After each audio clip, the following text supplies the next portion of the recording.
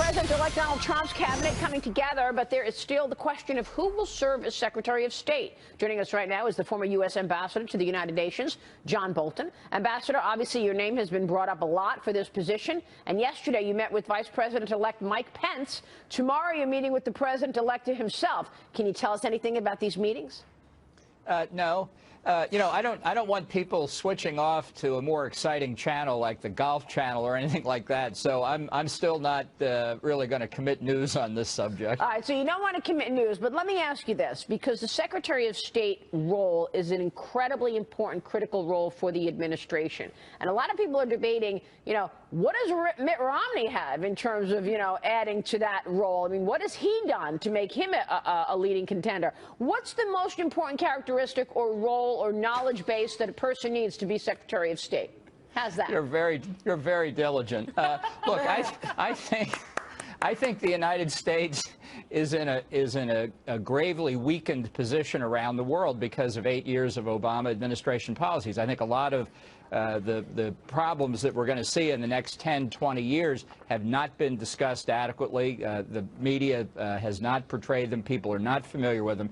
So that the extent of the decline of American influence, our ability to protect our way of life here at home has been significant. And I think what the President-elect said in the campaign, I think what he's trying to demonstrate in the transition is he wants to reverse that. There's an awful lot of work to be done to hit the ground running, sprinting, really, on the 20th of January. Ambassador, since your name is floated out there, and let's just say hypothetically, should you be nominated, how do you face your detractors who are against your nomination, given the fact that they talk about the Iraq war as one of the situations, your views on Iran? How do you counter their arguments when such as Senator Rand Paul, who's come out and said he would take pause against your nomination?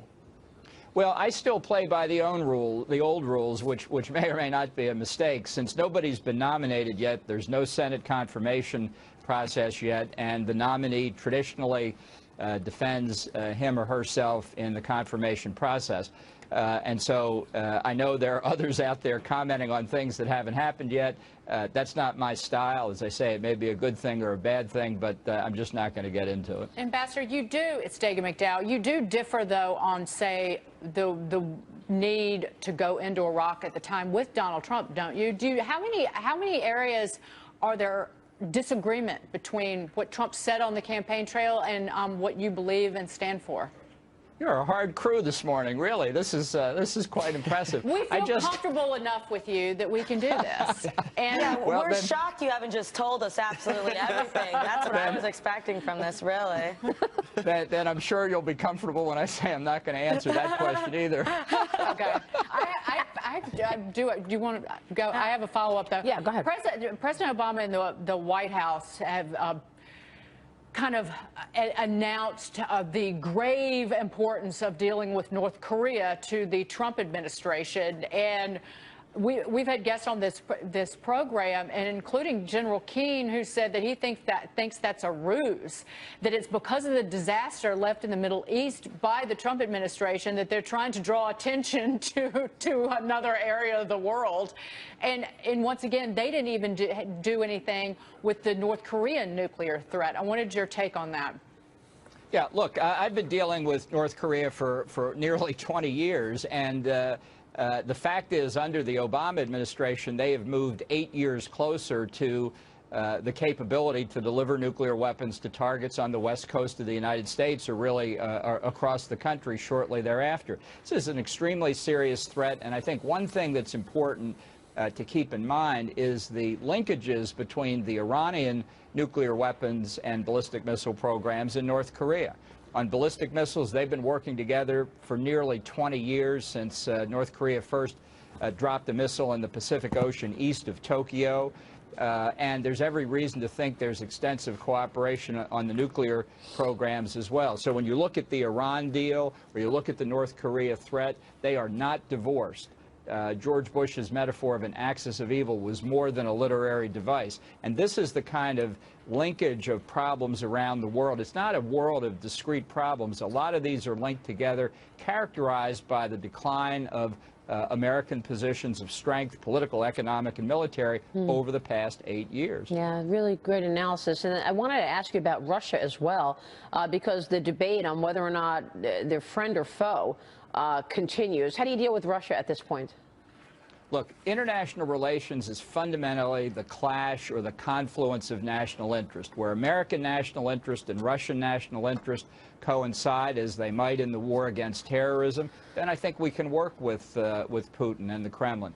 But where Putin is trying to extend Russian influence in ways that affect our national interest adversely, they're going to have to be met with strength. The problem, again, of the past 8 years is that the Russians and most of our other potential adversaries have been met with weakness. I think we've got 2 months here where it's going to be very interesting to see who tries to wring one last concession out of Barack Obama before he leaves office, or who in the first 90, 180 days of the Trump administration tries to test the new president there as well. And I'd put Putin near the top of the list of somebody who might well try and test the new administration. Yeah, for sure. And then there's this last month and a half of the Obama administration, and they're trying to push through more deals in Cuba, right? I mean, a new report from the Journal this morning says that the White House is pushing for Cuba to secure agreements with General Electric, with Google, several American cruise lines before Trump takes office. And already we know what Trump said about Cuba. What's your take on what Obama's doing now, trying to push through as much as he can in this last month and a half? Yeah, well, you know, as we've just discussed, I don't know what my role will be in the near future, but I would say this to any American business that's living. If you make a serious decision in the next 2 months to commit capital or resources or sign deals, trade or investment with Cuba, you're making a very serious mistake.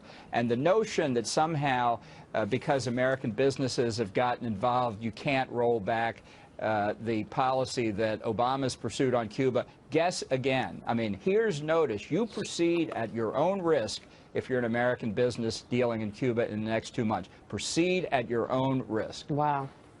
Ambassador, real quick question for you. Do you believe the UN ambassador role should be a cabinet-level position, given that I believe you once stated that it should not be, given that it overstates the role of the UN, as well as you shouldn't have 2 secretaries in the same department? Right. That's what I've written. That's been my view all along, and it still is. Okay. Ambassador, good to see you, sir. Thank you. Always glad to be with you. Thanks for fielding all of our queries. Great insights. We appreciate you talking to us about Cuba and Russia, and of course, humoring us on the Secretary of State position, I guess. Coming up, a knockout of an auction for boxing fans. You will have a first-hand look at the Muhammad Ali memorabilia going up for sale.